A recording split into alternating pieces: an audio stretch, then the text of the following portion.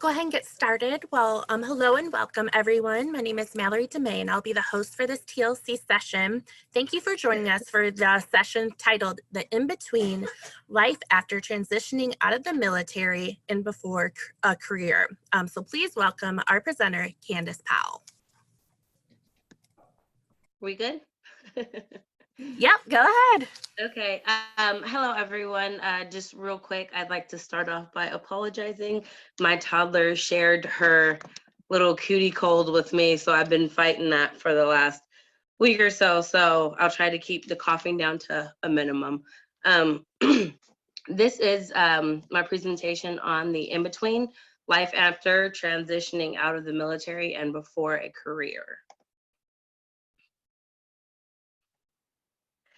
A little bit about me, my military background. I was a specialist in the United States Army. The picture that's on the right side was from basic training when I was a PFC. I was a 12 November horizontal construction engineer. We're also called heavy equipment operators or earth movers. Pretty much I operated the equipment that like the heavy equipment you see when they're building roads and bridges and things like that. I swore in February of 2012, and I went to basic training in June of 2012. I went to AIT, our training school, in August of 2012. My first duty station was Fort Stewart, Georgia. I deployed to Afghanistan in February of 2013.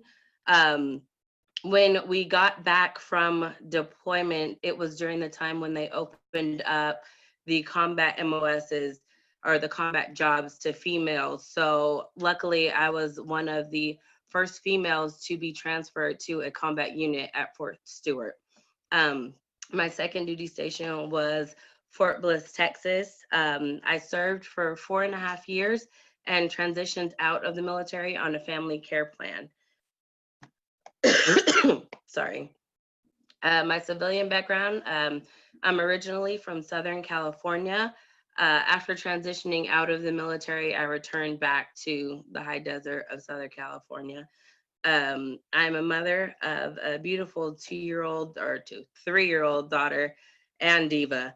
Her name is Zoe. We have 3 cats, Spartacus, Molly, and Chloe.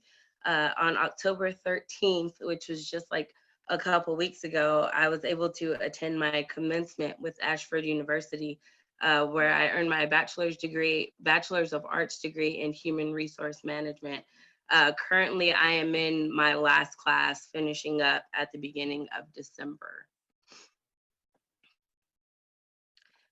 So the reason for why I chose the in-between, for some who don't know, when you're transitioning out of the military, it's a long process where soldiers they're provided a checklist of different items that must be completed before they can successfully end their service and receive their DD-214, which is the form that shows that you're officially out of the military. It lists your awards and accomplishments and different things like that on it. Among some of the things that must be completed, soldiers have to take classes to prepare them for life and a career outside of the military. In those classes, we learn how to translate our military language and our job experience into civilian language and civilian experience. Along with that, we learn interviewing prep and resume development. We also learn how to apply for various benefits, programs, and so on. There's even a section on education, college, university, or vocational. Even though I worked in the civilian world before, it was really nice to have those prep classes as a refresher. What I have come to realize throughout my journey since then, I got out I transitioned out at the end of December 2016. And so from there up till now, what I've noticed and what I've realized is that there's a part of that is skipped and missed, and that is the in-between part. When I say the in-between, what I mean is it's that space. It's almost, you feel like you're in limbo where you're in school, but you're not in a career. And take a moment to picture you're used to a daily routine and structure, and that's gone. Um, you have re-enrolled. Well, for me, I re-enrolled because I started college back when I was in my early 20s. But you re-enrolled or you enrolled in college classes and you're in your out of 20, third class out of 20. So you feel as though the finish line is so far beyond your reach. And as you slowly crawl towards your goal, it's just that void almost you feel. And what I've come to realize is that when people talk about their successes and failures, they skip that part in the journey as well. It's the part where they're neither succeeding nor failing.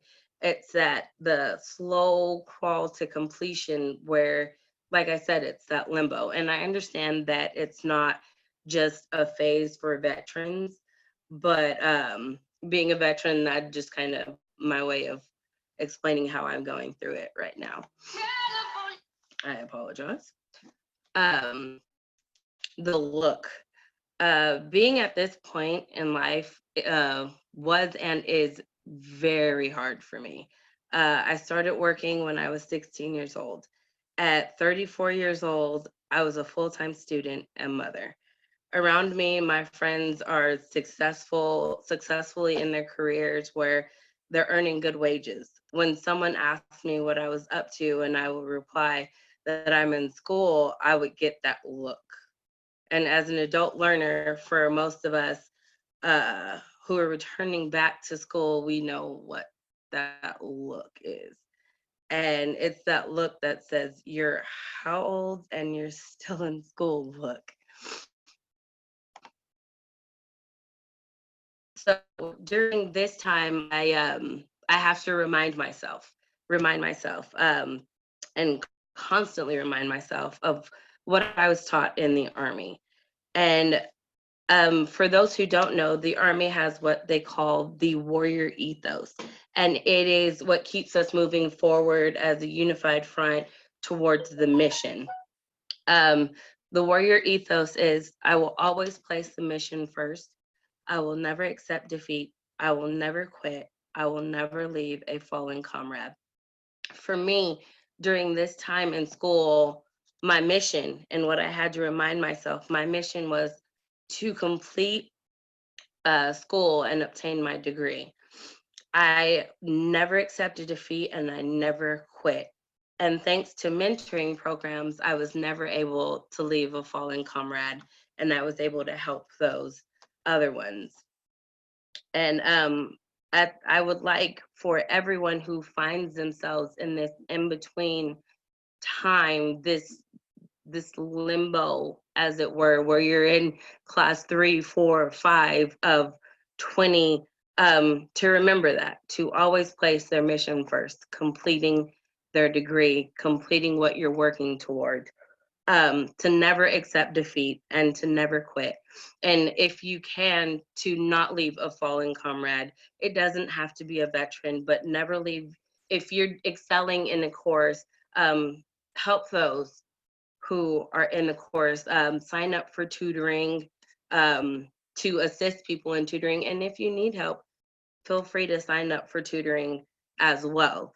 Um, as I said, please remember this on your journey. And additionally, remember to dig deep.